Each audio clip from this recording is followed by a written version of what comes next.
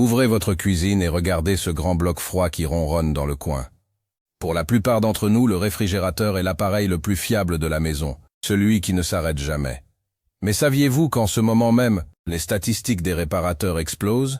Votre frigo actuel a 40% de chances de plus de tomber en panne avant son 10e anniversaire que celui que vous possédiez il y a seulement 15 ans. Ce n'est pas une impression de vieux grincheux.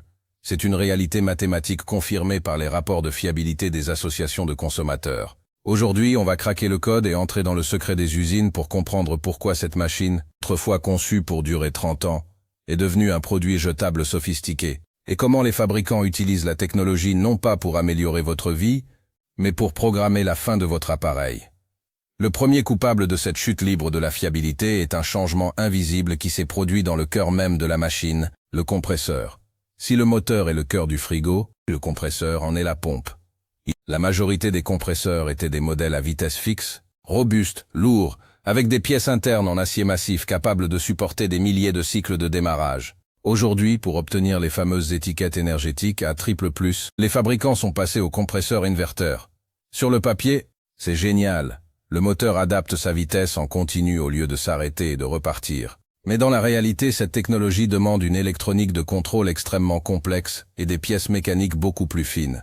Au moindre pic de tension sur votre réseau électrique, ou à la moindre surchauffe due à la poussière, la carte électronique qui gère l'inverteur grille. Et comme par hasard, cette carte coûte souvent 300 €, sans compter la main-d'œuvre. Et pour un frigo payé 600 €, le calcul est vite fait, vous le jetez. Le deuxième grand secret des usines concerne les matériaux utilisés pour le circuit de refroidissement. C'est là que l'arnaque devient flagrante. Autrefois, les tuyaux où circule le gaz réfrigérant étaient en cuivre. Le cuivre est cher, mais il est malléable et surtout, il ne rouille pas. Pour économiser quelques dollars par unité sur des chaînes de production qui sortent des millions d'appareils, les constructeurs ont remplacé le cuivre par de l'aluminium. Le problème? L'aluminium est beaucoup plus poreux et sujet à la corrosion électrochimique, surtout quand il est en contact avec l'humidité constante d'un réfrigérateur. Pire encore, les ingénieurs ont décidé de noyer ces circuits en aluminium directement dans la mousse isolante de la carcasse. Si une microfuite apparaît à cause de la corrosion après 5 ou 6 ans, il est physiquement impossible de souder ou de réparer le tuyau sans découper toute la structure du frigo. Votre appareil est techniquement irréparable par conception. Vous avez une carrosserie magnifique à l'extérieur, mais un système circulatoire condamné à l'avance à l'intérieur. Parlons maintenant du marketing de l'espace. Vous avez remarqué que les réfrigérateurs modernes semblent de plus en plus grands à l'intérieur tout en gardant les mêmes dimensions extérieures? Ce n'est pas de la magie, c'est l'amincissement des parois. Pour gagner du volume, les fabricants utilisent des isolants haute performance, mais ils réduisent l'épaisseur de la mousse polyuréthane. Moins d'isolation signifie que le compresseur doit travailler plus souvent pour maintenir la température, surtout lors des vagues de chaleur. En travaillant plus, le moteur s'use plus vite. C'est un cercle vicieux. On vous vend du volume de stockage, mais on vous cache que ce volume se paye par une fatigue mécanique accélérée. Et que dire de l'électronique de confort? On vous propose des écrans tactiles, des caméras intérieures pour voir vos yaourts depuis le supermarché et des distributeurs de glaçons sophistiqués en façade. Chaque gadget est un point de défaillance supplémentaire dans un environnement hostile. Un réfrigérateur est un endroit où il y a de l'humidité, des vibrations et de la chaleur à l'arrière. C'est l'opposé total de ce qu'une carte mère électronique apprécie. Les capteurs de température, qui étaient autrefois de simples thermostats mécaniques increvables, sont devenus des sondes électroniques fragiles. Si une sonde tombe en panne, la carte mère perd le contrôle. Le frigo gèle vos salades ou laisse pourrir votre viande. Et le diagnostic est souvent si complexe qu'un réparateur lambda préférera vous dire de changer d'appareil. Le distributeur d'eau et de glaçons est d'ailleurs la cause numéro 1 des appels au service après-vente. Pour faire passer l'eau et la glace à travers la porte, il faut des tuyaux flexibles, des moteurs électriques pour broyer la glace et des joints d'étanchéité qui sont constamment sollicités par l'ouverture et la fermeture de la porte. Avec le temps, ces systèmes fuient ou gèlent. L'humidité s'infiltre alors dans l'isolation de la porte, créant des moisissures invisibles et endommageant l'esthétique du frigo. C'est le gadget parfait pour justifier un prix élevé à l'achat tout en garantissant une panne dans les 5 ans. Le secret des usines réside aussi dans la standardisation vers le bas. Pour réduire les coûts de recherche, la plupart des marques, même celles que vous pensez être de prestige, achètent leurs composants chez les mêmes fournisseurs géants en Asie. Le compresseur d'un frigo à 2000 € est souvent le même que celui d'un modèle à 400 €. La différence de prix part dans le design, les finitions en inox brossé et le budget publicitaire. À l'intérieur, c'est la même mécanique fragile optimisée pour la rentabilité. C'est une immense illusion de choix. On vous fait croire que vous achetez de la qualité allemande ou italienne, alors que vous achetez un assemblage de pièces génériques conçues pour durer juste assez longtemps pour passer la garantie légale. L'obsolescence programmée ne prend pas toujours la forme d'une pièce qui casse. Parfois, c'est l'indisponibilité des pièces détachées. Les fabricants changent de modèle tous les 2 ans. Lorsque votre carte électronique lâche après 7 ans, on vous annonce qu'elle n'est plus fabriquée ou qu'il y a 6 mois de délai pour la recevoir. Dans notre société de l'immédiateté, personne ne reste 6 mois sans frigo. Vous finissez par en acheter un nouveau par nécessité, et l'ancien, qui est encore à 90% fonctionnel, finit broyé dans un centre de recyclage. C'est un gâchis monumental de ressources. Pourquoi les vendeurs en magasin poussent-ils ces modèles fragiles? Parce que la marge sur un frigo basique et durable serait ridicule pour eux. Ils veulent vous vendre de la haute technologie, du design, et surtout, des extensions de garantie. Si un vendeur insiste lourdement pour vous vendre une assurance supplémentaire de 5 ans, c'est qu'il sait très bien que la probabilité que son produit lâche pendant cette période est extrêmement élevée. C'est le paradoxe du commerce moderne. On vous vend la réparation comme un service de luxe alors qu'elle devrait être la norme de base. Le gaz réfrigérant a lui aussi changé. Pour des raisons environnementales légitimes, nous sommes passés du fréon au gaz comme l'isobutane R600A. C'est une excellente chose pour l'ozone. Mais ces nouveaux gaz fonctionnent à des pressions différentes et sont plus sensibles aux impuretés dans le circuit. Les compresseurs modernes doivent être beaucoup plus précis et sont donc moins tolérants aux petites erreurs de fabrication. Dans une usine qui tourne à plein régime, une poussière microscopique enfermée dans le circuit pendant l'assemblage suffit à condamner le compresseur à une fin prématurée en 3 ou 4 ans. Le phénomène du no-frost toll est aussi un moteur de panne. Autrefois, on dégivrait son frigo manuellement 2 fois par an. C'était pénible, mais simple. Le no-frost utilise un ventilateur. L'esthétique remplace la substance. On mise tout sur les LED intérieurs, les rangements modulables et la couleur de la carrosserie. Les usines ont bien compris que dans un magasin, le client achète avec ses yeux. Personne ne demande à voir le schéma du circuit de froid ou l'épaisseur de l'acier du condenseur. Les fabricants économisent donc sur tout ce qui est invisible pour investir dans ce qui brille. C'est l'équivalent de mettre un moteur de tondeuse dans une carrosserie de Ferrari. Il y a aussi la question de la chaleur. Un réfrigérateur, par définition, déplace la chaleur de l'intérieur vers l'extérieur. Cette chaleur est évacuée par une grille à l'arrière, le condenseur. Dans les vieux frigos, cette grille était immense, noire et apparente, refroidie par l'air naturel. Dans les designs modernes, pour que le frigo soit tout lisse et puisse être encastré facilement, le condenseur est souvent caché sur les côtés ou tout petit en dessous, avec un petit ventilateur pour l'aider. Si vous ne passez pas l'aspirateur sous votre frigo tous les 6 mois, ce ventilateur s'encrasse, le condenseur surchauffe, et le compresseur finit par griller car il n'arrive plus à évacuer les calories. Les usines le savent, mais qui nettoie le dessous de son frigo? C'est une panne programmée par la négligence induite par le design. La fragilité des plastiques intérieurs est une autre frustration quotidienne. Les bacs à légumes, les balconnets de porte et les clayettes sont fabriqués dans des polymères de moins en moins denses.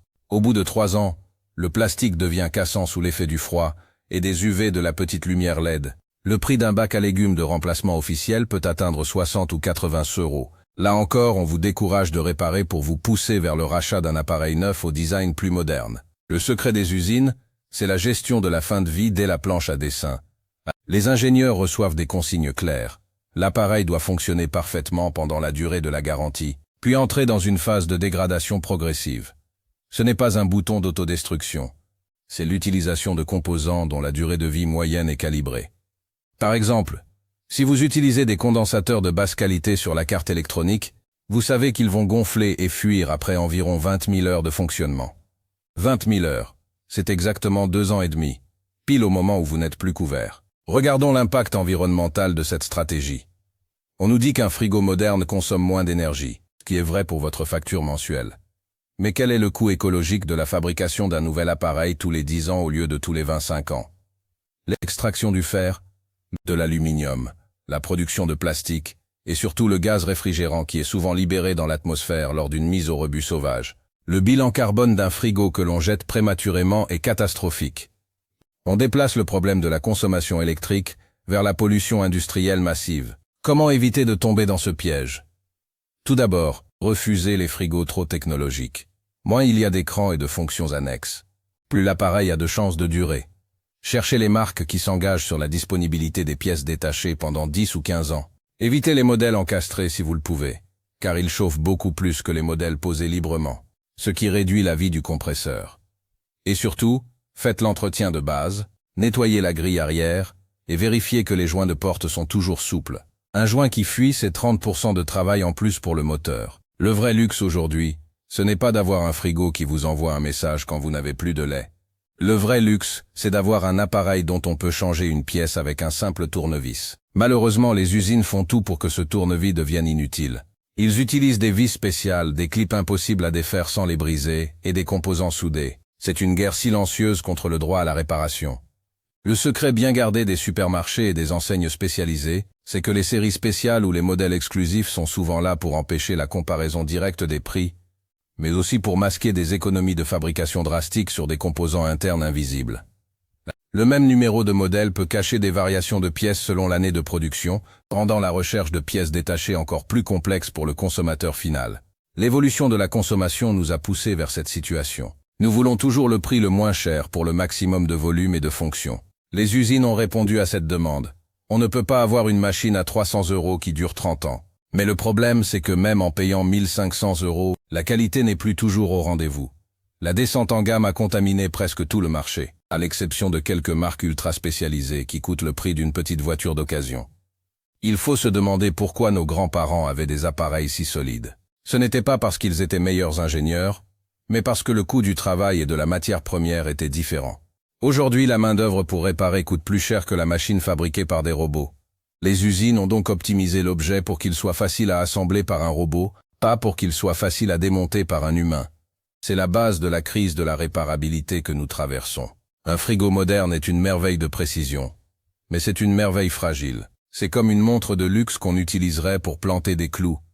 Le compresseur inverteur travaille avec une tolérance de l'ordre du micron, les capteurs réagissent au dixième de degré, mais toute cette précision repose sur des tuyaux en alu bas de gamme et de la colle. C'est ce contraste qui explique pourquoi votre appareil tombe en panne 40% plus vite. L'excellence technologique est gâchée par l'économie de bout de chandelle. La prochaine fois que votre frigo fera un bruit suspect, ne vous précipitez pas immédiatement au magasin. Parfois, une simple réinitialisation électrique ou un nettoyage du condenseur peut lui redonner quelques années de vie. Mais soyez conscient que dès l'instant où il a quitté l'usine, son destin était déjà scellé par les départements financiers des grands groupes. Il compte sur votre lassitude et sur votre envie de nouveauté. Le secret des usines ne fonctionne que si nous restons passifs. En exigeant des indices de réparabilité élevés, en boycottant les marques qui utilisent des circuits non soudables et en privilégiant la simplicité, nous pouvons inverser la tendance. Un réfrigérateur ne devrait pas être un déchet en puissance après seulement 8 ans. C'est un affront à l'ingénierie et à notre bon sens. Pour finir, n'oubliez pas que votre vieux frigo du garage, celui qui a 20 ans et qui consomme un peu plus, est peut-être votre meilleur allié. Il a été construit à une époque où le mot durabilité voulait encore dire quelque chose. Ne le jetez pas pour une promesse marketing de design moderne et de Wi-Fi.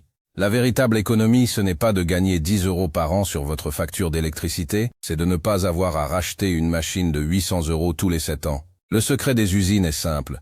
Ils veulent que vous achetiez. Ils ne veulent pas que vous possédiez. À vous de choisir votre camp. Dans cette course infernale à la consommation, le réfrigérateur est devenu le symbole de ce qui ne va plus. Un objet essentiel, présent dans chaque foyer, dont la qualité s'effrite un peu plus chaque année sous la pression du profit. Les 40% de pannes supplémentaires ne sont que la face émergée de l'iceberg. Derrière, il y a des montagnes de déchets électroniques et des consommateurs frustrés qui ont l'impression, à juste titre, de se faire avoir. La technologie devrait servir à rendre les objets éternels, pas à organiser leur disparition. L'industrie doit se réinventer, mais elle ne le fera que si nous, les consommateurs, changeons nos priorités. Tant que nous achèterons des frigos pour leur look plutôt que pour leurs circuits en cuivre et leurs compresseurs robustes, les usines continueront de nous vendre du vent décoré de plastique. Le pouvoir est au bout du ticket de caisse. Posez les questions difficiles aux vendeurs. Lisez les rapports techniques et refusez l'obsolescence. Parce qu'au final, le frigo le plus cher du monde, c'est celui que vous devez remplacer 2 fois en 15 ans. Restez critique, restez informé, et ne laissez plus les secrets des usines décider de la durée de vie de votre cuisine. Le futur de notre monde dépend aussi de la manière dont nous protégeons nos ressources. Fabriquer un réfrigérateur consomme des dizaines de métaux différents, de l'énergie et de l'eau. Quand une usine conçoit un modèle qui va tomber en panne 40% plus vite, elle décide sciemment de gaspiller ses ressources. C'est un choix politique et économique qui nous concerne tous. Apprendre à repérer ces pièges, c'est faire un geste pour son portefeuille. Mais c'est aussi s'opposer à une vision du monde où tout est jetable, même les objets les plus indispensables. Alors la prochaine fois que vous entendrez le ronronnement de votre frigo, demandez-vous s'il est là pour longtemps ou s'il prépare déjà son départ. La connaissance est votre meilleure arme contre l'obsolescence. On ne vous le dira pas en magasin. Mais vous savez maintenant ce qui se cache derrière le standard industriel. Ne soyez plus une victime du cycle de rachat, devenez le gardien de vos appareils. C'est ainsi que nous briserons le plan des usines. Pièce par pièce, capteur par capteur. Pour revenir à une époque où acheter un réfrigérateur était un événement qui n'arrivait qu'une ou deux fois dans une vie. C'est cela, la véritable modernité.